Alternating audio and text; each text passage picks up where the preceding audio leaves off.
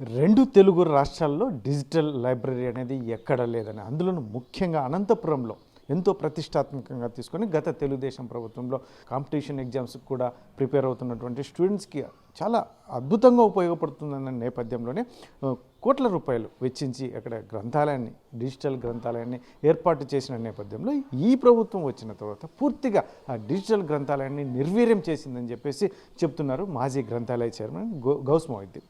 అయితే ఎందుకు దాన్ని మూసివేయాల్సిన పరిస్థితి వచ్చింది, అందులో గతంలో ఎంత ఎఫర్ట్తో దాన్ని ఏర్పాటు చేశారనే అంశంతో మనతో మాట్లాడడానికి మాజీ గ్రంథాలయ చైర్మన్ గౌస్ మొహిద్దీన్ మనతో ఉన్నారు. ఏం చెప్తారు ఆయన మాట? ఏంటి సార్ అసలు డిజిటల్ లైబ్రరీ ఏర్పాటు చేయడానికి ప్రధాన కారణం? ముఖ్యంగా తెలుగు రాష్ట్రాల్లో మొట్టమొదటి డిజిటల్ గ్రంథాలయము అనంతపూర్లో ఏర్పాటు చేయడం జరిగింది. ఆ రోజు ఆర్డిటి గారి సహకారంతో, మంజు ఫెరర్ గారి సహకారంతో ఆ రోజు 1,30,00,000 రూపాయల వ్యయంతో ఈ డిజిటల్ గ్రంథాలయాన్ని నిర్మించడం జరిగింది. వీటి ముఖ్య ఉద్దేశం ఏమంటే, గ్రంథాలయాల్లో పుస్తకం మీద గ్రూప్కి ప్రిపేర్ చేసిన విద్యార్థులకి వాళ్ళకి ఒక బుక్ అంటే లైబ్రరీలో ఒకే పుస్తకం ఉంటుంది, కానీ డిజిటల్ గ్రంథాలయం వల్ల దాదాపు 30 సిస్టంలు దాంట్లో ఏర్పాటు చేయడం జరిగింది. దానివల్ల ఒకే తూరి ఒకే పుస్తకాన్ని 30 మంది చదువుకోవడానికి సౌలభ్యం కలిగించాలనే ఉద్దేశంతో ఈ డిజిటల్ గ్రంథాలయం నిర్మించడం జరిగింది. దాదాపు 30,000 పుస్తకాలు దాంట్లో అప్లోడ్ చేయడం జరిగింది. ఎందుకంటే ఈ డిజిటల్ గ్రంథాలయం వల్ల ముఖ్యంగా నిరుద్యోగులకు ఉద్యోగ అవకాశాలు కల్పించాలనే ఉద్దేశంతో ఆ రోజు ఈ డిజిటల్ గ్రంథాన్ని ఏర్పాటు చేయడం జరిగింది. అందున నందమూరి బాలకృష్ణ గారు ఆ రోజు ఈ గ్రంథాలయాన్ని ప్రారంభించడం జరిగింది. ఎందుకంటే ఒక విజన్ ఉన్న నాయకుడు చంద్రబాబు నాయుడు ఒక దూరదృష్టితో, అయితే ఏ విధంగా దూరదృష్టితో హైటెక్ సిటీ అయితేనేమి, ఇలాంటి సైబరాబాద్ అయితేమి ఇలాంటివి ఏర్పాటు చేయడం ద్వారా ఆయనకు స్ఫూర్తిగా తీసుకొని నేను ఆ రోజు ఈ డిజిటల్ గ్రంథాలయాన్ని ఏర్పాటు చేయడం జరిగింది. ఈరోజు ముఖ్యంగా విద్యార్థులు ఎక్కడైనా కలిసినప్పుడు, మీరు ఎంతో కష్టపడి ఆ రోజు నిర్మించిన డిజిటల్ గ్రంథాలయం ఈరోజు నిరుపయోగంగా అయింది అన్నప్పుడు చాలా బాధ కలుగుతుంది. ఇప్పటికైనా కూడా అధికారులు ఈ డిజిటల్ గ్రంథాలయాన్ని గతంలో మేము చేసిన అప్లోడ్ని చేసి ఈ డిజిటల్ గ్రంథాలయం తెరవాలని కోరుకుంటున్నాను. సార్, ఇప్పుడు డిజిటల్ గ్రంథాలయాన్ని మీరు ఏదైతే విద్యార్థులకు ఉద్దేశించి ఏర్పాటు చేసామని చెప్తే ఎందుకు ఇప్పుడు ఇంత నిర్వీర్యం చేయాల్సిన అవసరం వచ్చింది? ఎందుకంటే బుక్స్ కొనాలంటే కూడా చాలా అధిక రేటుగా ఉంటుంది. ఇప్పుడు ఒక బుక్ స్కాన్ చేస్తే మిగతా 30 సిస్టమ్స్లోనూ కూడా నిక్షిప్తం అవుతుంది. అందులో ఎన్ని సంవత్సరాలు ఉంటుంది సార్ అది?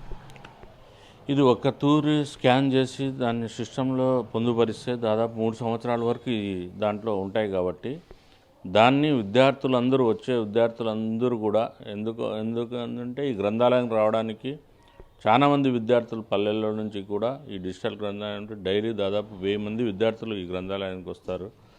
ఇక్కడ ఏమంటే పుస్తకాలు అన్నీ దొరుకుతాయి మనకి. ఈ గ్రంథాలయంలో డిజిటల్ గ్రంథాలయం ఏర్పాటు చేయడం వల్ల ఒక విద్యార్థి ఒక పుస్తకం కోసం వెయిట్ చేయకోకుండా స్కాన్ చేసి దాంట్లో పొందుపరిస్తే ఒకేతూరు విద్యార్థులందరూ ఒకే పుస్తకాన్ని చదవాలనే ఉద్దేశంతో, దాని ద్వారా ఉద్యోగాల అవకాశాలు ఎక్కువ కల్పించాలనే ఉద్దేశంతో మేము ఆ రోజు డిజిటల్ గ్రంథాలయం ఏర్పాటు చేయడం జరిగింది. ఆ రోజు కూడా తెలంగాణ రాష్ట్రం నుంచి, సిరిసిల్ల నుంచి కలెక్టర్ గారు కూడా ఆ రోజు ఫోన్ చేసి ఎట్లా చేశారు, ఏం చేశారు, దీనికి మీకు ఏ విధంగా ఇది చేశారని కూడా తెలుసుకోవడం జరిగింది. అంత ప్రాచుర్యం పొందిన గ్రంథాలయాన్ని ఈరోజు నిర్వీర్యం చేయడం అనేది చాలా బాధాకరం. సార్, మీరు ఆ రోజు ఏర్పాటు చేసినది ముఖ్యంగా విద్యార్థులకు ఎంత మేరకు ఉపయోగపడింది? ఎందుకంటే మీ దగ్గర ఏమన్నా ఆ డేటా ఏమన్నా ఉంది? ఆ రోజు మేము దాదాపు అంటే డిజిటల్ గ్రంథాలయంలో ఒక సిస్టమ్ ప్రామాటిక్గా దాదాపు 8 విభాగాలుగా విభజించడం జరిగింది. అలా ఎందుకంటే గేమ్స్ అయితేనేమి ఇలా ఒక వింగ్గా ఇట్లా 8 విభాగాలుగా విభజించి మీకు ఏ పుస్తకం కావాలన్నా ఆ పుస్తకం పేరు టైప్ చేయడం ద్వారా వాళ్ళకి అవకాశం త్వరగా వచ్చే విధంగా ఆ రోజు మేము ఏర్పాటు చేయడం జరిగింది. దాని ద్వారా ఏమంటిగినా ముఖ్యంగా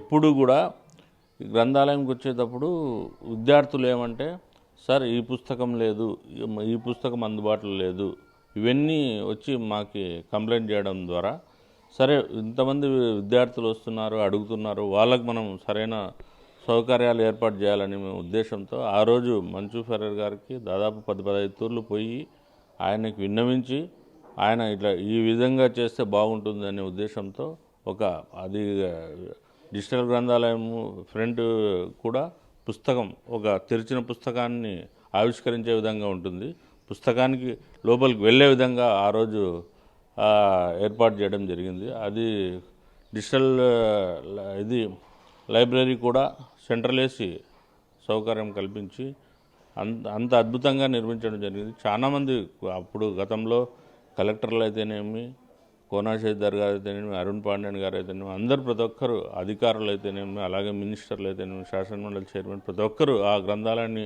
విజిట్ చేయాలి, అక్కడ ఏమేమి సౌకర్యాలు ఉన్నాయి ఇవన్నీ వచ్చి పాటాల సునీతమ్మ అయితేనేమి, అలాగే పల్లె రంగనాథ్ రెడ్డి గారు, అలా జిల్లాలో ఉండే ప్రజాప్రతినిధులందరూ కూడా ఆ రోజు ఈ డిజిటల్ గ్రంథాలయం గురించి గొప్పగా చెప్పుకునే విధంగా మేము ఆ రోజు నిర్మించడం జరిగింది.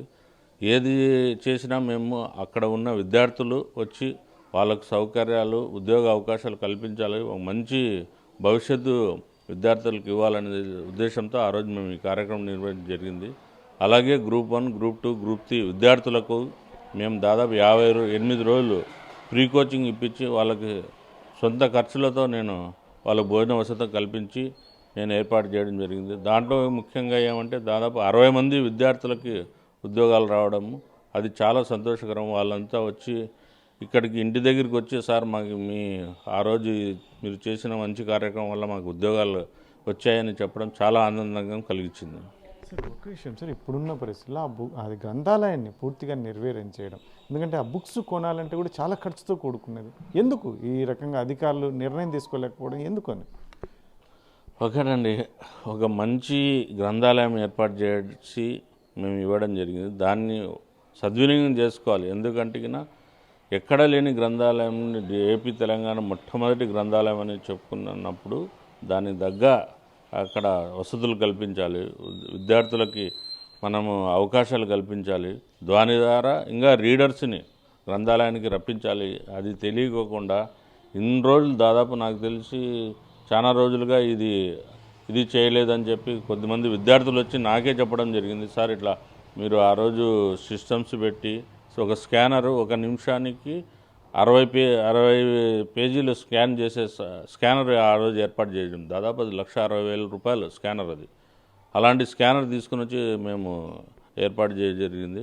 విద్యార్థులు వచ్చి సార్ గతంలో మీరు ఉన్నప్పుడు బాగుండు, ఇప్పుడు ఎందుకు సార్ ఇలా అయింది, ఇవన్నీ వాళ్ళే వచ్చి చెప్తుంటే బాధ కలుగుతుంది. సరే, ఇప్పుడు మరి ఎవరినైనా కలిసే అవకాశం ఉంది, ఎందుకంటే అది స్టూడెంట్స్ విద్యార్థులను దృష్టిలో పెట్టుకొని మంత్రిని కానీ ఇటువంటి వాళ్ళని దాన్ని తిరిగి రీఓపెన్ చేసే విధంగా జిల్లా కలెక్టర్ని కానీ మీరు కలిసి ఒక మెమరాండం ఇచ్చే అవకాశం ఉంది. ముఖ్యంగా ఎందుకంటే విద్యార్థులు వచ్చి నాకు ఈ విషయం చెప్పడం ద్వారా విద్యార్థులకి నేను చెప్పడం జరిగింది. ఇది ఆ రోజు మేము మంచిగా ఆలోచించి అందరి సహకారంతో ఆ రోజు మేము నిర్మించడం జరిగింది. చూస్తాం ఖచ్చితంగా ఒక 10-15 రోజులు దాన్ని సిస్టమ్ అన్ని అప్లోడ్ చేసి ఏర్పాటు చేయకపోతే ఖచ్చితంగా జిల్లా కలెక్టర్ గారు కలిసి ఇప్పుడు ఎందుకు ఇది ఏ విధంగా నిర్వీర్యమైంది, ఇది ఎందుకు ఇదైంది అనేది వాళ్ళకి వివరంగా కలెక్టర్ గారికి ఒక మెమరాండం ఇచ్చి విషయం చెప్పాలని చెప్పి విద్యార్థులు కూడా నాకు వచ్చి సార్ మేము వస్తాం రండి సార్ అని చెప్పి నన్ను అడుగుతున్నారు. ఖచ్చితంగా మేము చూస్తాం, ఒక 10-15 రోజులు వాళ్ళకి చూస్తాం. లేదంటే ఖచ్చితంగా విద్యార్థుల ద్వారానే ఇక్కడ ఉండే విద్యార్థుల వచ్చి లైబ్రరీకి వచ్చిన విద్యార్థుల ద్వారానే పోయి మన కలెక్టర్ గారిని కలవడం జరుగుతుంది.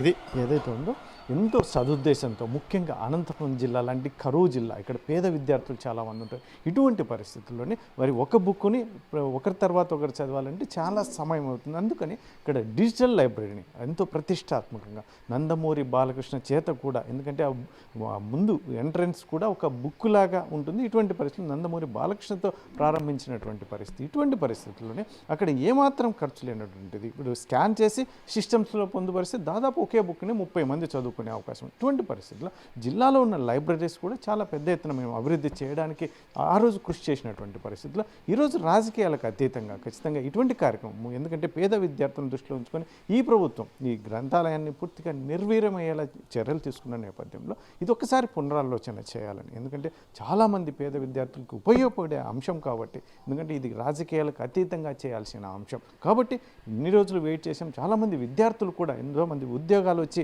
మాకు ఇప్పటికి కూడా ఇక్కడ ఎదురుపడినా కూడా మాకు ఎంతో సంతోషంగా మీరు ఆ రోజు చేయడం వల్ల మాకు కాంపిటీషన్స్లో, ఎందుకంటే ఇక్కడ ఫ్రీ కోచింగ్ అని ఇటువంటి అనేక కార్యక్రమాలు అది పేద విద్యార్థుల కోసం భోజన సదుపాయం కూడా ఏర్పాటు చేశామని చెప్పేసి ఇటువంటి పరిస్థితుల్లో అక్కడ మరొకసారి జిల్లాలో నడిబొడ్డున ఉన్నటువంటి గ్రంథాలయాన్ని తిరిగి ఆ రకంగా విద్యార్థులు పేద విద్యార్థులకు అందుబాటులో ఉంచితే అది ఎంతో ఉపయోగకరంగా ఉంటుందని, అందులో ముఖ్యంగా అనంతపురం జిల్లా లాంటి కరువు ప్రాంతంలో ఉన్నటువంటి విద్యార్థులకి ఇది ఉపయోగపడుతుంది కాబట్టి కాస్త టైం చూస్తాం. లేదంటే ఖచ్చితంగా కలెక్టర్ కానీ మెమరాండం ఇచ్చి దీన్ని ఖచ్చితంగా పునః ప్రారంభం అయ్యేలా దీన్ని చర్యలు తీసుకునేందుకు కఠినంగా వ్యవహరిస్తాం. అందులో ముందుకెళ్ళడానికి ఎటువంటి మాకు అనుమానం లేదు. ఖచ్చితంగా దీన్ని తిరిగి ఓపెన్ చేయాలనే ఉద్దేశంతోనే ముందుకెళ్తామని చెప్పేసి మాజీ గ్రంథాలయ చైర్మన్ గౌస్మోద్దీన్ చెప్తున్నటువంటి పరిస్థితి.